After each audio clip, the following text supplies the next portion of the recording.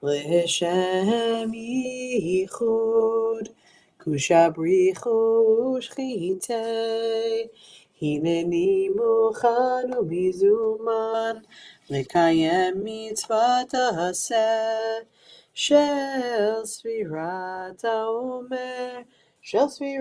HaOmer Baruch atah Adonai Eloheinu melech haolam asher kidshanu b'mitzvotav v'tzivanu al sfirat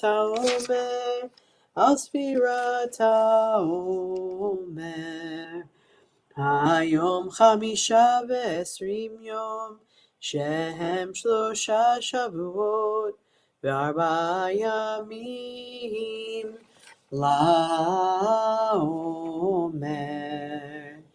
This is the 25th day, totaling 3 weeks and 4 days of the Omer. I am here to apologize for being absent, and so we are going to make up the days that we missed.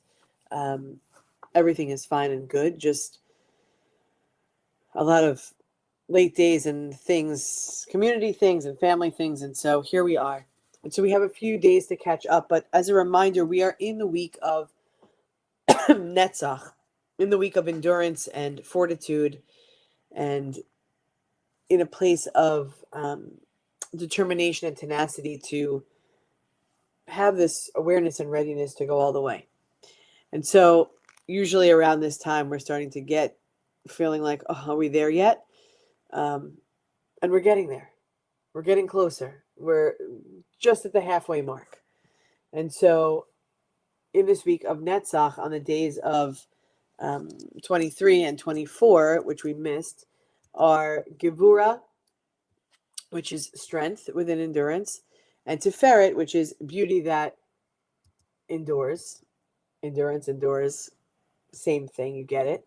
And then today is day 25. So let's just backtrack for a second. So day 23, which was 3 weeks and 2 days of the Omer, was Gevura Shebenetzach.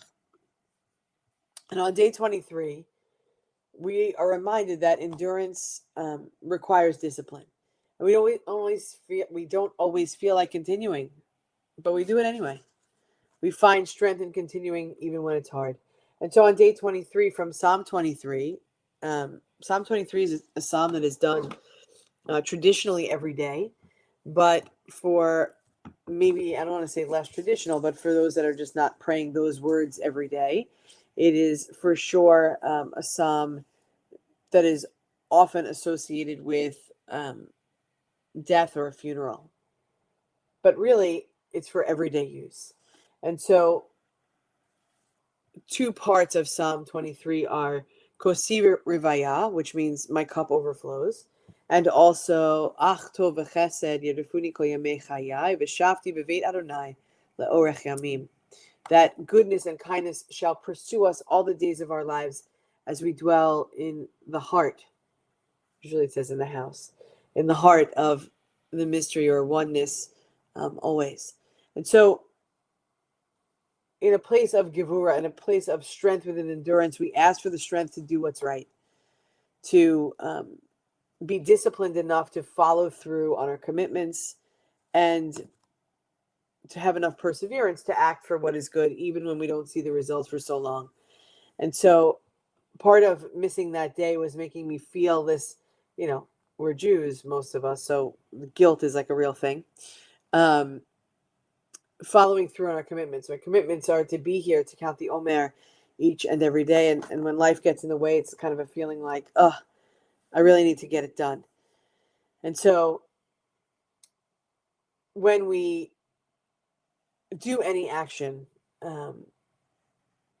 that brings us into connection with another, it turns us to encourage us and say, you know what?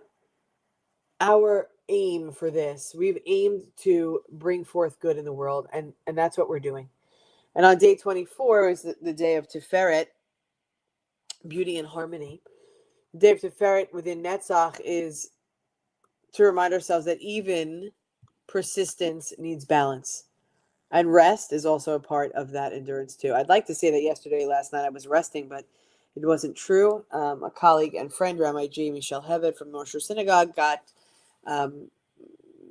honored, or there was a gala for her at her synagogue for 18 years of service. So we were there. And so rest wasn't part of it. It was a late night Friday. Took Ellis and Georgie and his friends. I was the fill-in. If you were wondering where I was or missing from Kabbalat Shabbat services, it was because I was being the rock star mother and aunt of the year, going to the Savannah Banana game at Yankee Stadium as a last minute thing, but it was great and the kids had fun. And so rest sometimes just doesn't make it there. It's part of endurance for sure. You need it in order to be able to endure, but hopefully tonight will be the night for that. So on day 24, beauty that endures, may we remember that rest is part of our resilience. And so Psalm 24 says, the earth and all that it is filled with divine presence. When I first read it, when I was, thinking about what I was going to speak about tonight, I read it as the earth and all that is filled with divine purpose. And I think that that's fair, that beauty abounds, and at times we feel ourselves filled and surrounded by the beauty or the splendor that is. And other times we see all we can see, which is brokenness and pain. And it's our responsibility, even when we're not the strongest, to search out and to notice and to create beautiful moments in time, because it's our responsibility to allow the beauty to inspire empathy and courage. And when we do so, those acts are connected, are of connection and love. I'm laughing because even when my phone is on silent, my front door Ring camera has this new thing where it says it's a critical alert. No, it's not a critical alert. My groceries are being delivered. It's critical maybe for my kids to eat breakfast tomorrow, but it's not that critical. So beauty that endures. If we can notice the beauty of nature, if we can notice the beauty of the human hand, or the heart that is, or the body that we are in, that sometimes we don't feel is the greatest body ever, can we find some beauty in that? Because we, as humans, as good people, bring beauty into the world, even when sometimes we're blind to it. And this brings us to today, to current. We're caught up on our counting. Netzach, Sheva Netzach. Some days are about pure resilience, and just getting through is enough. Sometimes we're doing all of this authenticating of self, and sometimes we forget, and sometimes we fail to say, like, you know what? Sometimes just standing still is enough. We can't always be charging forward. Sometimes we have to take a step back, but sometimes reminding yourself that, hey, you got through the day, great. It wasn't your greatest parenting day. It wasn't your greatest grandparenting day. It wasn't your greatest partner day. It wasn't your greatest work day. It just wasn't a great day. All right. We got through it, right? We're here. And so may we figure out how to honor the days when simply getting through is enough. on this day, Netzach Sheba Netzach, eternity within eternity. May we be shown the paths to travel. May we be guided in truth. May we bring to awareness compassion and love, remembering that they are forever. That is from Psalm 25. For everything is alive and everything is filled with potential. All creations make manifest the one, or the mystery, or the divine. The eternal fills each moment and calls us forward to shine. So let's think about what we can do today. What could this day be about? We're caught up. Forever within forever. Here we are together. May our souls be lifted. Psalm 25, verse 1. To you, eternal one. To you, eternal presence. To you, mystery of being. To you, one of oneness. I lift my soul. We lift ourselves up to remind ourselves that, you know what? Hey, we made it through. Whatever that looked like for you, whether it was, screaming from the rooftops, this was the greatest day of your life, or ones that are just brought low and are like, oh, I made it. I'm glad tomorrow's a new day. Wherever you are in this day, in this moment, let us find a place of heart. Let us find a place of peace. Let us find a place where we can say, we are ready to continue on, fighting the good fight, which is living our life to the best of our ability.